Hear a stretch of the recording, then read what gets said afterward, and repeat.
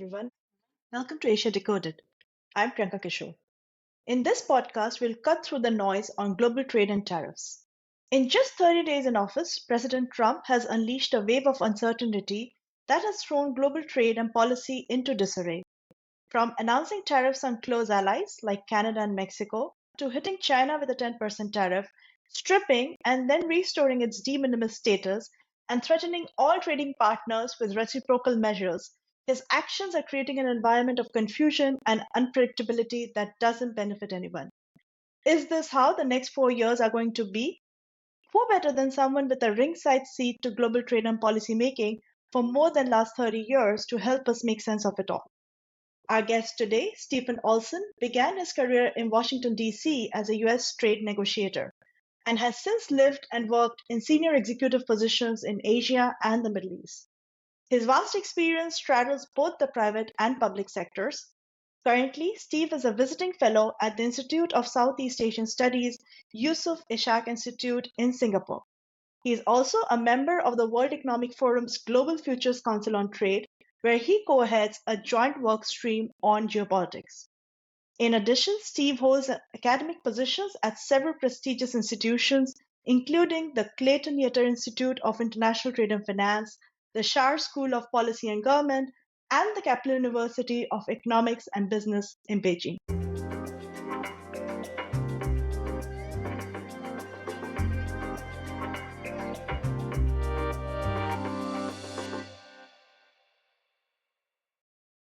Hi, Steve. Great to have you with us today.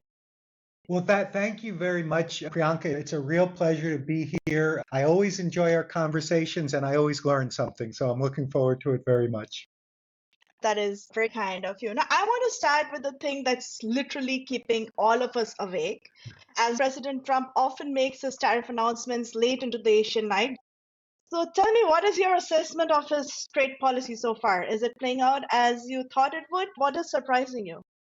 If I'm being completely honest with you, Priyanka, I would have to admit that although I fully anticipated that Trump 2.0 would be more disruptive than the first term, if anything, I think I've probably underestimated the level of chaos, the level of disruption.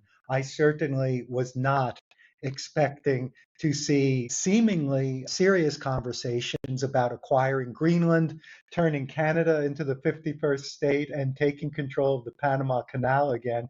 And from the trade perspective, this reciprocal tariff plan, which I'm sure we'll get into, if he actually moves forward with it, I think it very well could be the final nail in the coffin of the rules-based global trade system. So I know the mantra in Silicon Valley is move fast and break things, but I think it's a mantra that could be just as easily applied to the Trump administration. One other thing that I'd mention just briefly, which I have to say has been a bit of a surprise for me, whether you agree passionately or disagree passionately with anything that the Trump team is doing, I think we've got to concede they've been remarkably competent. These guys have come in with a plan. They knew what they wanted to accomplish, and they've set out accomplishing it in a very methodical fashion. They filled out their senior positions very rapidly, and they're rolling out the Trump agenda. So, as I say, agree or disagree with it, they've been, I think, surprisingly competent. Okay, so I think you definitely have the listeners hooked on now. So let's get to those reciprocal tariffs right away. Give us your take on it. I think actually the term reciprocal tariff is a bit of a misnomer. These are really reciprocal tariffs on steroids because we're not talking about the United States simply raising its tariff level to match the tariffs applied by other countries. That's going to be just the starting point. Then they are going to take into consideration a whole host of non-tariff issues, exchange rate policies, subsidies, excessive regulation, et cetera, et cetera, et cetera. And those additional considerations, to the extent that they impinge on US market access in the judgment of the Trump administration, could then allow those tariffs to go up higher. So you think of a country like the European Union that maintains a 10% tariff on US automotive imports, while the US maintains a tariff of 2.5%. it would be a mistake to assume that the quote unquote reciprocal tariff is going to be 10%. Because once all of these other issues are factored in, it could easily be 20%, 30%, 40%, who knows how high. Now, I don't mean to suggest that they're just going to be pulling tariff levels out of the thin air, but they've really given themselves a very wide degree of latitude in setting these quote unquote reciprocal tariffs. So it's interesting you say these are tariffs on steroids because there is also speculation that the staggered tariff approach that's being taken towards China means that Trump might not be as tough on the mainland as he proclaimed during the campaign. What do you make of this? Certainly, we have not seen those 60% tariffs that we heard so much about during the campaign trail. They've not materialized, even with the more recent announcement of the second round of 10% incremental increases. My personal view is I don't think anyone in Beijing should breathe a sigh of relief. I don't think there's any question that Trump will progressively ratchet up his approach to China. And it's important to keep in mind tariffs are one thing. And I think we're seeing the tariffs gradually being increased. Then we've got the review of countries that have trade surpluses with the United States. China will certainly get whacked additionally there. But you've also got this issue of beyond tariffs, there's investment restrictions, potentially significant new investment restrictions, and a real strengthening of CFIUS, the Committee on Foreign Investment in the United States, to screen out China's investment. And this new shipping charge that's going to be assessed on Chinese ships coming into US ports also could be a very significant issue. So I know he did not come right out of the box with wielding the sledgehammer that many of us were expecting him to do. But I still expect a very forceful approach from Trump. I fully expect China to respond with equal force. They've spent the last several years really building out their toolbox of retaliatory measures they have at their disposal. And in my judgment, at least, I don't think there's any question that we will see strong counter retaliation from China. You talked about trade surpluses. Now, Southeast Asia has largely escaped Trump's attention so far, despite some countries running very large trade surpluses with the US. You highlighted this in a recent Fulcrum commentary for ICS. Could you share with us your assessment of the risks facing the region? I really don't mean, I hope this doesn't sound flippant, but my honest assessment of risks for the region is deep and severe. I think the risks are deep and severe. And if you just walk through how a number of these issues are going to play out, first, the reciprocal tariffs, we know that a number of countries in the region maintain fairly wide tariff rate differentials with the United States before you even start factoring in the subsidies, the taxes, the regulatory burdens, et cetera. So Vietnam and others, I think, are certainly going to be hit hard under the reciprocal tariffs.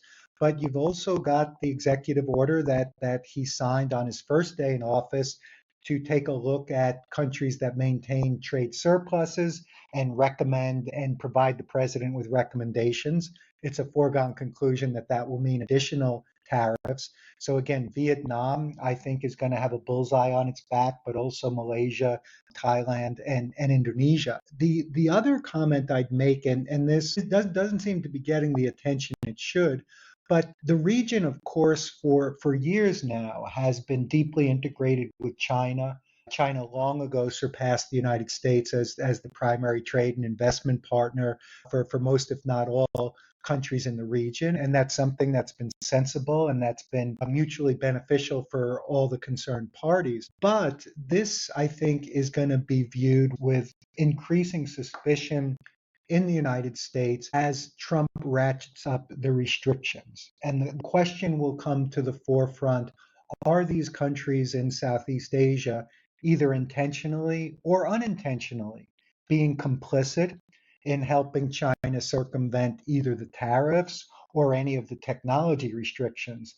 So Singapore is coming under a lot of scrutiny over the possibility that it might have played some role in China's AI breakthrough DeepSeek, getting access to chips that it shouldn't have gotten access to. If Singapore or any other country, for that matter, are found to be complicit, again, intentionally or unintentionally, I don't think there's any question that Trump will take out the sledgehammer. Now, as if enough, keep in mind that the region is also facing a bit of a threat from China because as the US progressively blocks off access to the US market for exports that might have traditionally ended up in the United States, we're seeing a larger number of Southeast Asian countries growing concerned about the possibility of dumping from China instead of going to the US, ending up in different countries in Southeast Asia.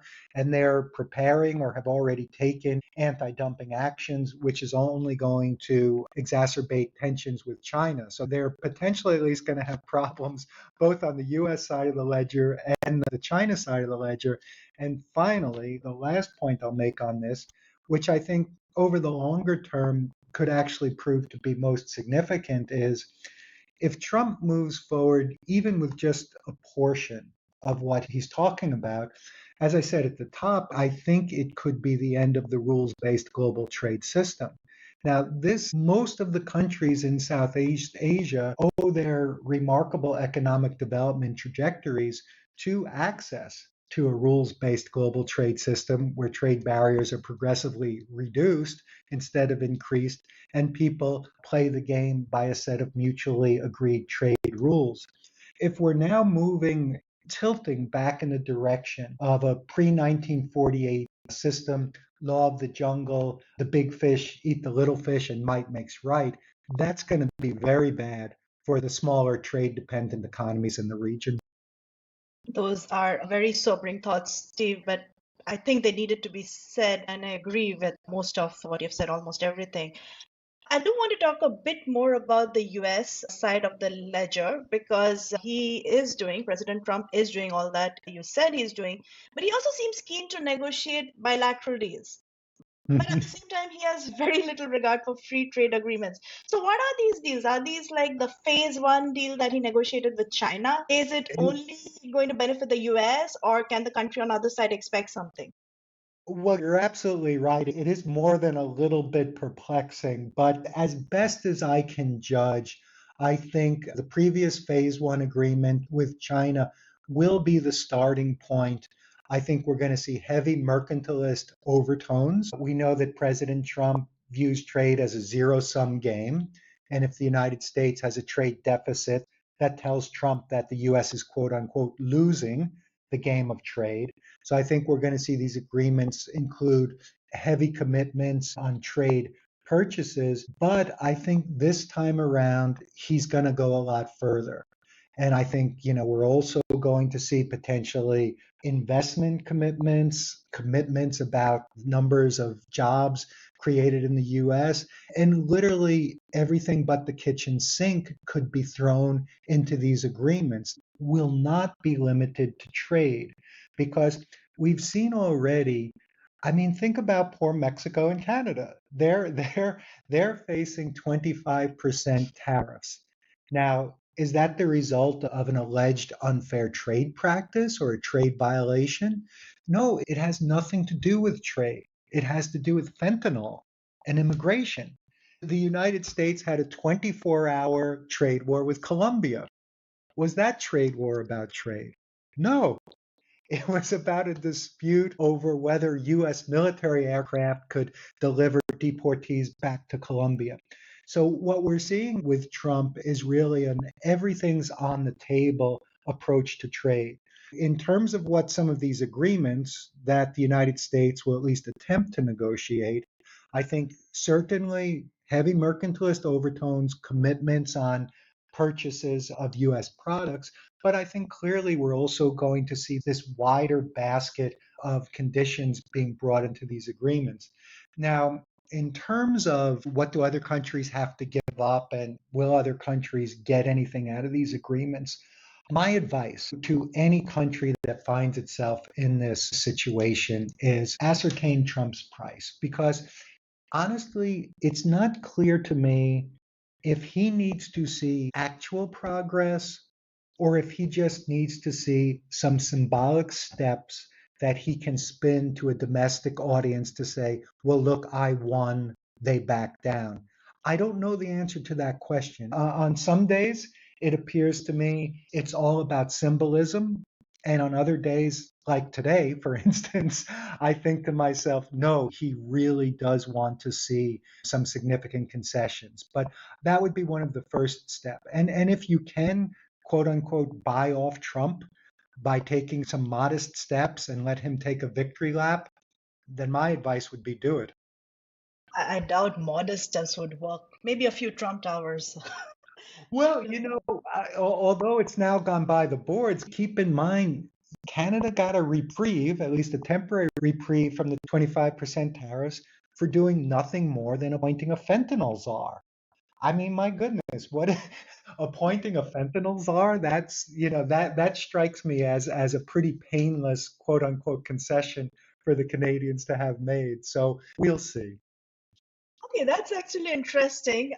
Yeah, I was going to ask you about what ASEAN can offer, but I think you've really covered that. And I'm very keen to actually move back to something you said and zoom out a bit. You said that Trump wants to end the rule-based international global trade order, right? And that's Mhm. very crucial to the part of the world we are sitting in. Do you see any other country picking up the bait? And China is trying to position itself as a champion of globalization. What about Japan? Is there any hope? I would say, guys, it is now or never.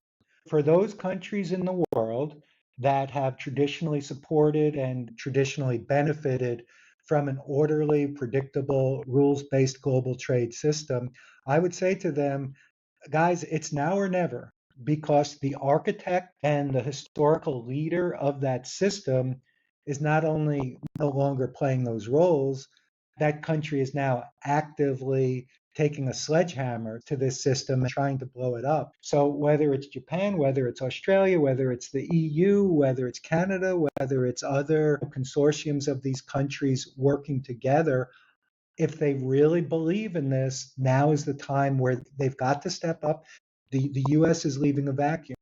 Now, the interesting wild card in the mix here is China and the extent to which China's view of what a rules based global trade system looks like can gel with what some of these other countries believe remains to be seen.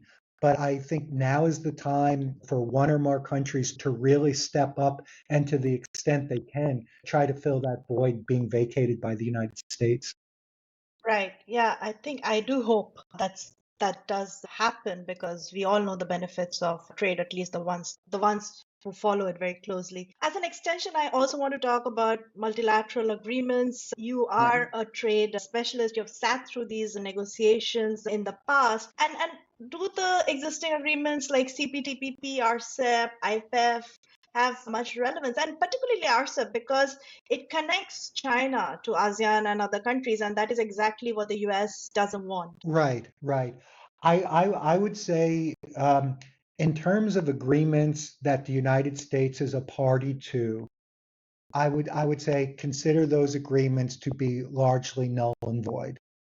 Mexico and Canada purportedly have a free trade agreement with the United States and are being hit by 25, or scheduled to be hit by 25% tariffs for things that don't have any justification according to the rules of global trade, or the rules of the USMCA agreement. So I think if you've got a trade agreement with the United States, understand that the commitments in that agreement will only be observed when they work to the advantage of the United States, and that the rules will be broken with impunity whenever it suits the interests of the United States. So I think first and foremost, trade, and I don't have to tell this to anybody in Canada and Mexico, I'm sure, because they're living through this.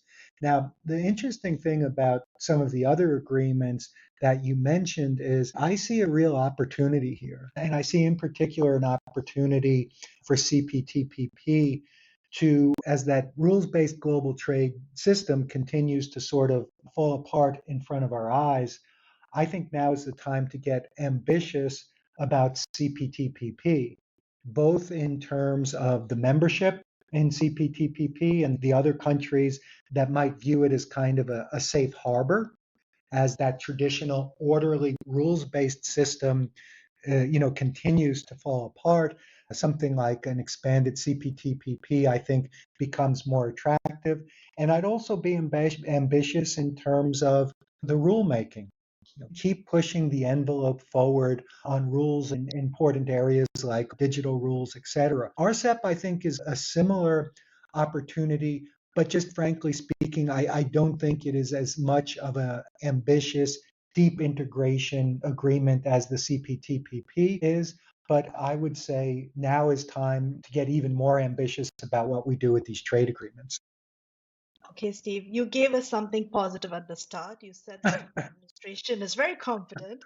It's only positive if you like what he's doing.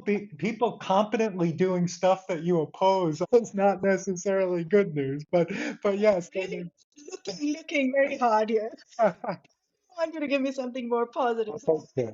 any positive surprise from Trump's chaotic approach to trade? There is. I think if there is a sort of a silver lining hanging in these clouds, it might be this. I don't think there's any question that this rules-based global trade system that we're talking about has been one of the great successes of the post-war era and probably exceeded the wildest hopes and aspirations of the visionary founders way back in 1948. But having said that, I think all of us who believe in that system have to recognize the uncomfortable truth that the world has simply evolved in ways over 8 decades, has evolved in ways that are beyond the capacity of that system to cope with effectively. And this is wide, divergent memberships that can struggle to agree on the definition of fish. It's countries like China with a state directed model of capitalism that sort of fits struggles to fit in with a system that was based on the assumption that we'd all have market driven economies. And I think in life, there's a point where you say, well, look, this is just beyond repair and this is just beyond reform. And so, in a counterintuitive way, I think Trump might be forcing the issue. I think if he does, as a result of these various actions he's pursuing, if he does really end up blowing up that old system, I think it forces everybody out there who cares about trade to say, okay, we got to get serious. What is rules based global trade system 2.0 going to look like?